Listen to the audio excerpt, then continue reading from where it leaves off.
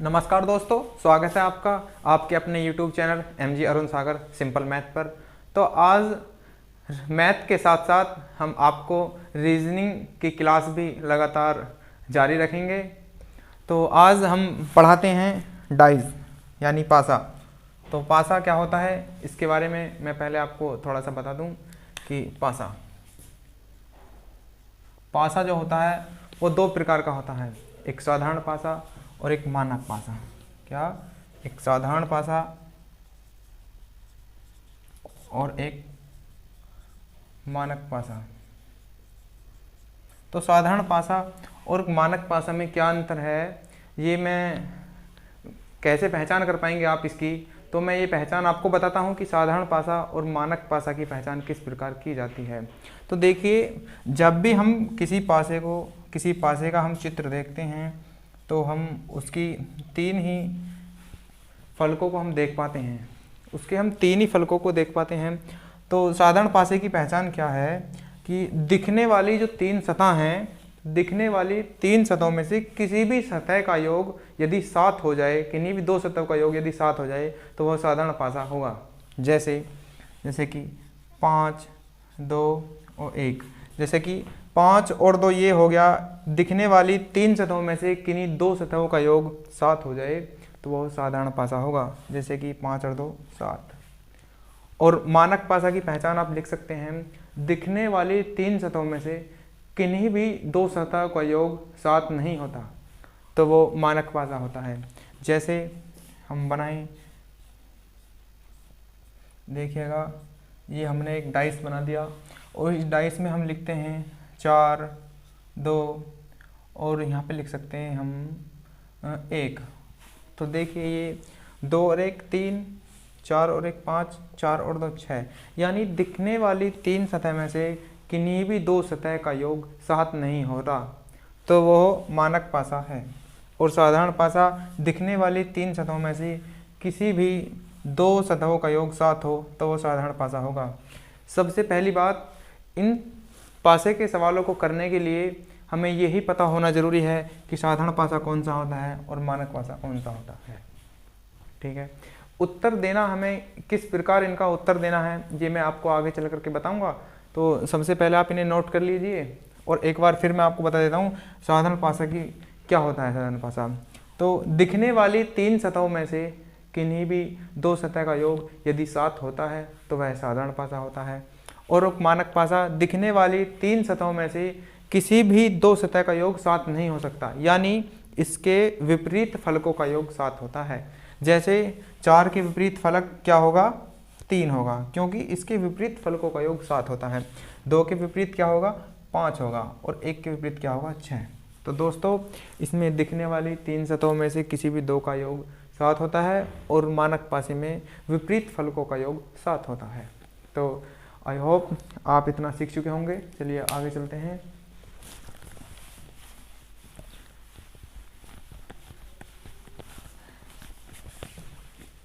देखिए, साधारण पासा।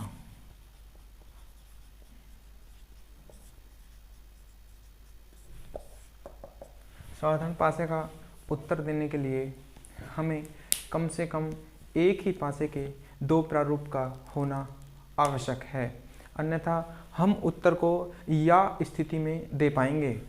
तो देखिए, जैसे कि साधारण पासे का उत्तर देने के लिए इसका उत्तर देने के लिए एक ही पासे के दो प्रारूपों का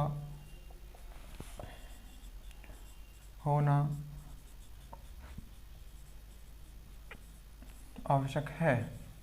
ठीक है, जो ये मैं बात बता रहा हूँ ये आपको ध्यान करने योग्य है कि साधारण पासे का उत्तर देने के लिए एक ही पासे के दो प्रारूपों का आवश्यक होना जरूरी है, अन्यथा इसका उत्तर हम या स्थिति में 3 उत्तर आएंगे।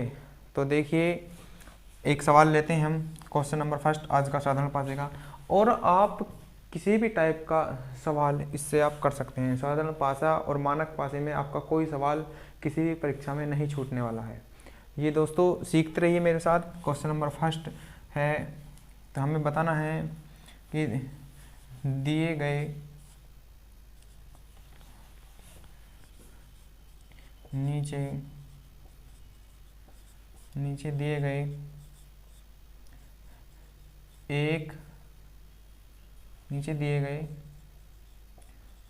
एक ही पासे के दो प्रारूप हैं, तो फलक 3 के विपरीत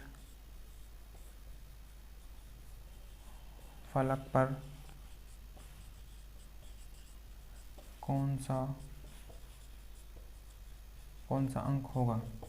तो दोस्तों ये नीचे दिए गए एक ही पासे के 2 प्रारूप हैं, फलक 3 के विपरीत पर कौन सा फलक होगा। देखिए हम यहाँ से एक डाइस बनाते हैं जिस प्रकार का पूछा गया है कि 4 3 1, और हम यहाँ से बनाते हैं 6 4 5।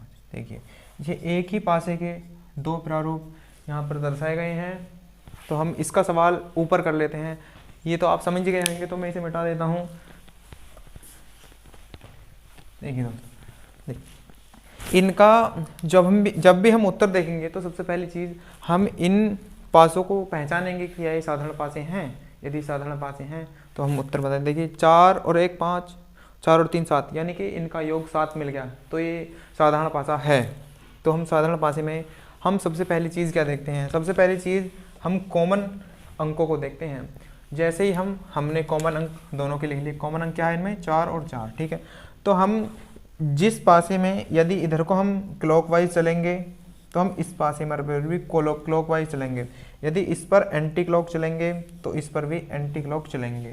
तो देखिएगा 4 के जब हम क्लॉकवाइज चलें तो क्या आता है 3, और फिर 3 के क्लॉकवाइज 1। तो इसी प्रकार ऐसे देख लेंगे 4 के 6 और फिर उसके बाद 5। तो यहाँ से हम देखते हैं कि 1 के विपरीत जो यहाँ आया हमारा 5 आया, और 3 के विपरीत हमारा 6 आया। और देखिए दोस्तों ये जो 4 के विपरीत 4 आता है, तो हम यहाँ पर जो उत्तर देंगे, जो 1 से 6 तक की संख्याओं के बीच जौन सा अंक नहीं आया वही उसका उत्तर होता है। तो हम देखिए कौन सा अंक नहीं आया, 1 भी आ गया, 3 भी आ गया, 6 5 4, तो कौन सा अंक नहीं आया 2। तो 4 के विपरीत दोस्तों 2 होगा, और 2 के विपरीत 4 होगा, 6 के विपरीत 3 होगा, और 3 के विपरीत 6 होगा, 1 के विपरीत 5 होगा, और 5 के विपरीत 1 होगा। तो ये आप समझ ही चुके होंगे। तो देखिए अब हम आते हैं इसके, पहले मैं आपको बता दूं ये जो सभी हैं ये कहीं ना कहीं इस टाइप के कभी ना कभी पूछ लेता है किसी भी परीक्षा में। तो आप समझिएगा थोड़ा सा मानक पासे के रूप में, फिर सीधा हम किताब के क्वेश्चनों पर चलेंगे। तो एक बार मानक पासे को भी देख लीजिएगा।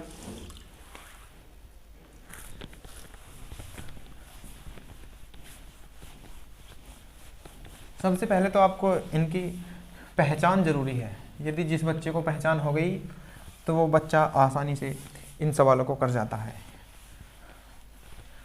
और आजकल के प्रश्न जो हैं वो खुले पासे से बंद पासे जो बनवाया जाए, इस प्रकार के पासे, इस प्रकार के डाइस के सवाल हमारे को देखने को मिल रहे हैं। तो देखिएगा अब हम आते हैं सीधा मानक पासे पर। मानक पासा, ये बोर्ड गीला हो गया थोड़ा सा, अभी सफा करता हूँ। फिर मैं आप लोगों को एक हमारे सर अरुण सर की शायरी जो उनके द्वारा लिखी गई वो भी सुनाने वाला हूँ।